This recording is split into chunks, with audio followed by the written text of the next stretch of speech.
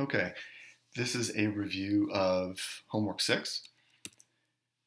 So question 14 said with a known population with mu of 122 and a standard deviation of 8, what is the estimated effect size if a sample given an experimental procedure has a mean of, and then you were given 100, 110, 120, 130, and 140.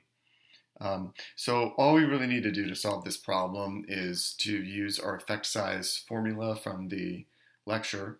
We know that this is Cohen's d. We calculated d by taking mu1 minus mu2 and divide by the population standard deviation. Okay, so sigma is easy to identify here. It's 8. The thing that we have to remember is that as mu1, we use the mean of our treated population. Okay, so we use our sample mean as a point estimate for what the mean of our treated population would be, and then we subtract from that the mu2, which is the mean of our untreated population. So in this first example, if our sample mean was 100, that's our point estimate for mu1. So we just substitute our numbers in our formula. So we've got 100 minus 122 over 8 gives us a d of negative 2.75. This is a very large effect. Recall that the conventions that were given for interpreting effect size is that a d of 0.2 would be considered small, a d of 0.5 would be considered medium, and a d of 0.8 would be considered large. Now notice that those conventions, only positive numbers are given, and what we've got here is a negative number. So those conventions basically are an absolute value. Okay, so if you get a d that is either 0.2 or negative 0.2, that's small. Well, a d that is 0.5 or negative 0.5, that's medium. Or a d that is 0.8 or negative 0.8, that's large. So here we've exceeded, in terms of the absolute magnitude, that d of 0.8. And so really all you had to do for this set of problems was just really get it set up right, where your sample mean becomes your point estimate from mu1, and then it's just a matter of plugging in numbers. So I've done the second one for you just so you can see where the numbers come from. Here we also got a very large effect size. We got a d of negative 1.5, which is large. So whatever was happening here with whatever treatment or intervention is happening, that's having a very large reduction on that mean. Okay. Here, I didn't show all the calculations, but for C, we got a D of negative 0.25. I consider that a small effect. 130, that produced a large positive effect, and then 140, that produced also a large positive effect. One thing you might be asking is that, okay, so we've got these conventions where 0.2 is small, 0.5 is medium, and 0.8 is large. Well, what happens if you kind of land in between? So what happens if you get like a 0.3 or a 0.4? Well, that's somewhere in between small and medium, in which case, what most people say is you got a small to medium effect. Okay, what happens if you get like a 0.6 or a 0.7? You've got a medium to large effect. So it's kind of some subjective judgment is to say, hey, I landed in between small and medium, so I'm going to call this effect a small to medium effect. So that's how it works. All right, number 18. A study just barely fails to be significant at the 0.05 level. Okay, so just barely fails. In other words, we got a z that was not quite large enough to be larger than our critical value. So let's just say we had set up our critical value at 1.64 and we got something like 1.63. Like just barely failed to be statistically significant.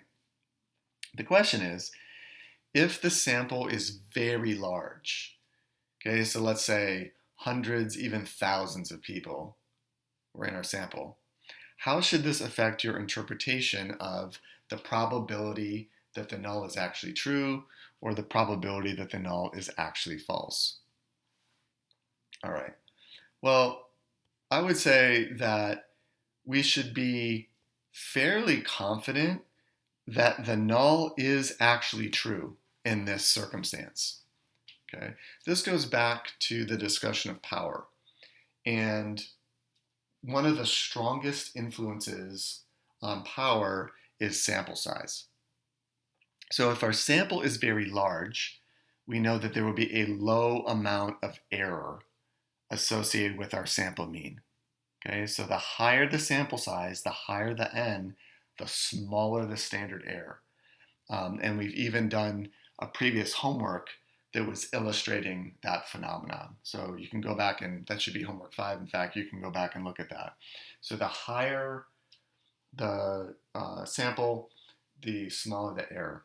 So if we know we don't have a lot of error, we gave ourselves the best possible opportunity to find an effect if an effect is there, and then the study didn't come out, we just barely missed it. Even though we just barely missed it, we would probably say, well, there's probably, it's a high probability that the null is true. That is, nothing is actually going on. So our LSAT test prep class, we're going to have to say it probably doesn't work. Or our new therapeutic technique to reduce anxiety probably doesn't work. Okay? And then the flip side of that coin is, how would that affect your interpretation of the probability that the null is actually false? I'd say that there's a low probability that the null is actually false. Okay, that's just the flip side of the coin. So if this happened, a study just barely fails to be significant at 0.05, and if the sample is very large, I would say, well, even though we just barely missed it, it's probably the case that the null is true, and it's unlikely to be the case that the null is false. Okay. So C is really the explanation to that. All right. And then 22 was just to name 6 things to increase power. So here's this table from the book. There's these 6. Really what I said in the previous lecture is that you just really need to know these 5. And I would focus in particular on sample size. That's a biggie. The predicted difference between the population means, that refers to effect size. That's a biggie. And then significance level. I would also say using a one-tail versus a two-tail test, like in your brain, you should know why that makes sense. So definitely these 5, but even focusing in a little bit more to know this one, number 1, number 3, number 4, number 5. Really, if you can understand those well, you don't just understand power, you understand null hypothesis significance testing. That was it for this homework. So hopefully it went well, and I will see you